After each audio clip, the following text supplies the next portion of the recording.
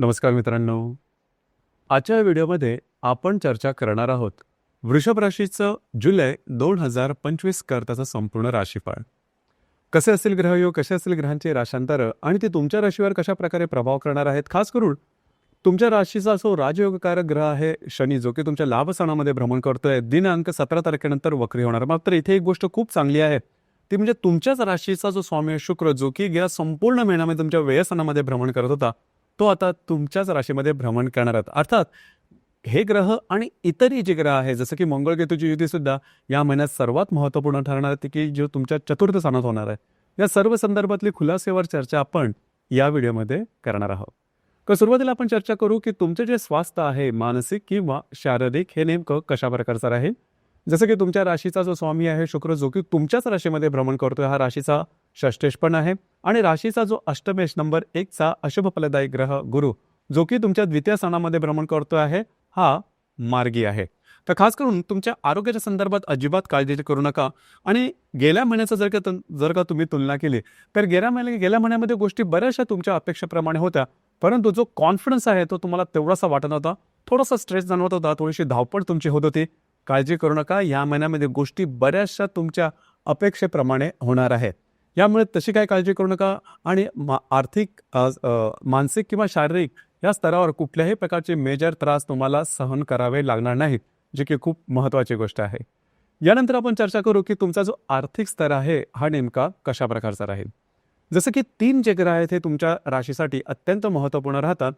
पहिला आहे बुध, जो की तुमचा धनेश आहे, पंचमेश आहे. दुसरा जो ग्रह आहे तो आहे गुरु, हा तुमचा अष्टमेश आहे किंवा लाभेश सुद्धा आहे. आणि तिसरा सगळ्यात महत्त्वपूर्ण ग्रह तो आहे शनी, जो तुमचा राजयोगकारक ग्रह आहे. आणि हा ग्रह तुमच्या लाभस्थानामध्ये भ्रमण करतो आहे. दिनांक 17 तारखेनंतर हा वक्री सुद्धा होणार आहे. या महिन्यामध्ये आर्थिक बाबतीत अजिबात काळजी करू नका, गोष्टी तुमच्या अपेक्षेप्रमाणे होणार आहेत. खरं तर तुम्ही जून महिन्यामध्ये सुद्धा त्याचा अनुभव घेतलेला होता की आर्थिक स्तरावर तुम्हाला जसं अपेक्षित आहे त्याप्रमाणे गोष्टी होत आहेत. त्याच्या सगळ्यात मोठं महत्त्वाचं कारण म्हणजे गुरु हा तुमच्या द्वितीय स्थानामध्ये भ्रमण करतो आहे आणि हा तुमचा अष्टमेश पण आहे, लाभेश पण आहे. त्याच्यामुळे इझी मनी ज्याला आपण म्हणतो, किंवा आधी जर का काही तुम्ही काम केलेलं असेल त्याचे तुम्हाला फायदे आता या संपूर्ण वर्षात असं म्हटलं तर मिळेल, या महिन्यामध्ये निश्चितच मिळतील.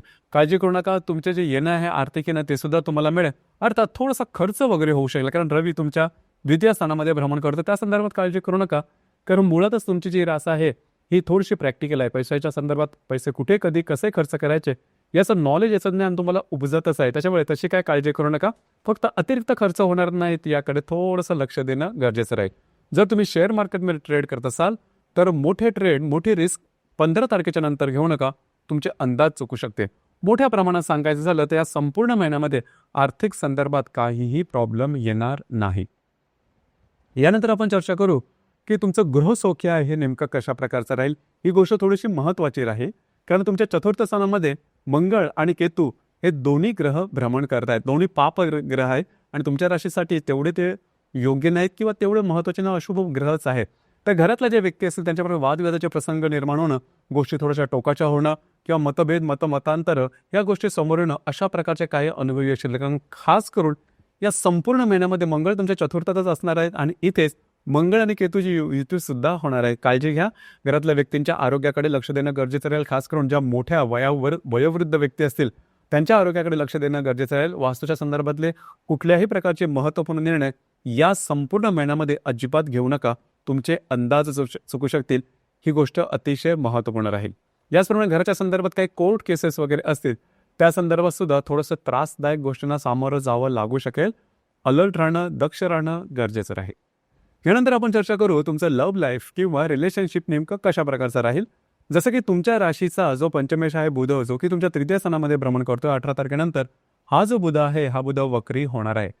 तर या संदर्भात सगळ्यात महत्त्वाची गोष्ट म्हणजे जर तुम्ही कोणाच्या रिलेशनशिपमध्ये असाल तर 15-16 तारखेनंतर थोडंसं ज्याला आपण चहाच्या कपातले वादळं वगैरे म्हणतो, असे छोटे मोठे अनुभव येतील. अर्थात त्याचा फारसा मोठा परिणाम तुमच्या संपूर्ण जे रिलेशनशिपवरती होणार नाही, त्याच्यामुळे तशी काय काळजी करू नका. मात्र या महिन्याच्या शेवटी जो मंगळ आहे हा तुमच्या पंचमात येणार आहे, तर तिथे थोडंसं काळजी घेणं गरजेचं राहील. परंतु फार मोठे इफेक्ट तसे दिसणार नाही.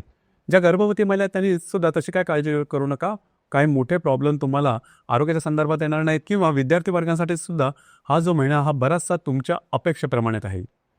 यानंतर आपण चर्चा करू वैवाहिक जीवनाकरता. वैवाहिक जीवनाच्या संदर्भात सांगायचं झालं तर वृषभ राशीचा सगळ्यात महत्त्वपूर्ण ग्रह वैवाहिक जीवनाचा कारक तो आहे मंगळ, जो की तुमचा सप्तमेश आहे, व्ययश आहे. हा तुमच्या चतुर्थ स्थानामध्ये भ्रमण करतो आहे. अर्थात जे तुमच्या वैवाहिक जोडीदार असतील त्यांच्या आरोग्याकडे लक्ष देणं गरजेचं राहील. शारीरिक दुखापतीसारखे प्रसंग निर्माण होऊ शकतील. लागणं, कापणं, खरचटणं, फ्रॅक्चर होणं किंवा डॉक्टरकडे पाचारण होणं अशा प्रकारच्या सुद्धा काही गोष्टी होऊ शकतील. तर या संदर्भात थोडीशी काळजी घ्या. तुमच्या दोघांमध्ये वादविवादाचे सुद्धा प्रसंग निर्माण होऊ शकतील. या संदर्भात काळजी घेणं थोडंसं महत्त्वपूर्ण राहील. ही गोष्ट थोडी महत्त्वपूर्ण आहे. यानंतर आपण चर्चा करू जे तुमचं कार्यक्षेत्र आहे त्या संदर्भात. तर राशीचा जो कर्मेश आहे शनी हा तुमच्या लाभ स्थानामध्ये भ्रमण करतो आहे. दिनांक 17 तारखेनंतर हा वक्री होणार आहे. तर ज्या ठिकाणी तुम्ही काम करता, नोकरी करता किंवा व्यवसाय करता त्या ठिकाणचं वातावरण थोडंसं वेगळं झालेलं आहे. आपण जास्त काम करून घेतलं जात आहे की काय, अशा प्रकारचा काय अनुभव किंवा अशा प्रकारचा तुमचा कयास होऊ शकेल. तशी काही गोष्टी मुळात नसेल. त्याच्यामुळे भावनेच्या आधी जाऊन चुकीचे निर्णय घेऊ नका. आणि सगळ्यात महत्त्वाचं म्हणजे गुरु जर तुमच्या द्वितीय स्थानामध्ये भ्रमण करतोय तर नवम दृष्टीने तुमच्या दशम स्थानाला पाहतो आहे. त्याच्यामुळे कार्यक्षेत्राच्या संदर्भात जरी काही मना वेगळ्या किंवा चुकीच्या जरी गोष्टी घडल्या तरी त्याचा फारसा मोठा परिणाम तुमच्या कार्यक्षेत्रावरती होणार नाही. त्याच्यामुळे भावनेच्या भरात जाऊन मोठे निर्णय, चुकीचे निर्णय मात्र घेऊ नका. एकंदरीत सांगायचं झालं हा संपूर्ण महिना हा तुमच्या अपेक्षेप्रमाणे असणार आहे. थोडंसं ग्रहयोगांबद्दल चर्चा करू. जसं की दिनांक 4 तारखेला शुक्र आणि हर्षची युती ही तुमच्याच राशीमध्ये होणार आहे. तर या संदर्भात शुक्र आणि हर्षची युती या संदर्भात 2-3 गोष्टी थोड्याशा महत्त्वाच्या आहेत.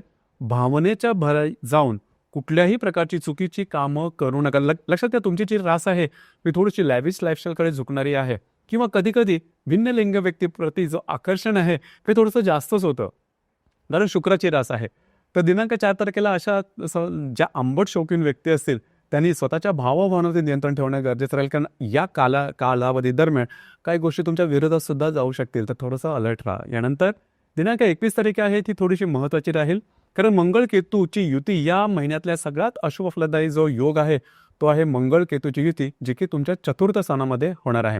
तर घरातल्या व्यक्तींबरोबर नातेसंबंध थोडेसे ताणले जातील. घरातल्या ज्या वयोवृद्ध व्यक्ती असतील त्यांच्या आरोग्याच्या संदर्भातले काही त्रास निर्माण होतात तत्संबंधी थोडीशी काळजी घेणं गरजेचं राहील. ही गोष्ट फार महत्त्वपूर्ण राहील.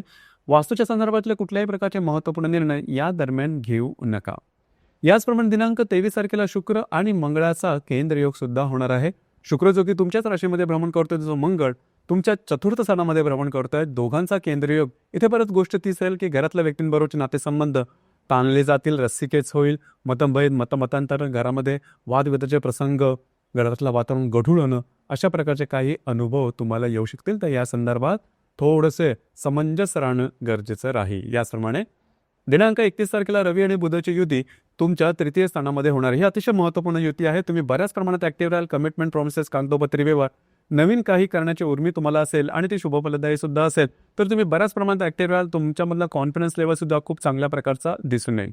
तर एकंदरीतच या संपूर्ण महिन्यामध्ये तुम्हाला तशी काय फारशी काळजी करण्याची आवश्यकता नाही. फक्त घरातलं जे वातावरण असेल तिथे थोडंसं लक्ष देणं गरजेचं आहे. ती गोष्ट थोडीशी तुमच्या अपेक्षेपेक्षा वेगळी असू शकेल. या महिन्यातली जी पौर्णिमा आहे ती 10 तारखेला आहे आणि जी अमावास्या आहे ती 24 तारखेला आहे.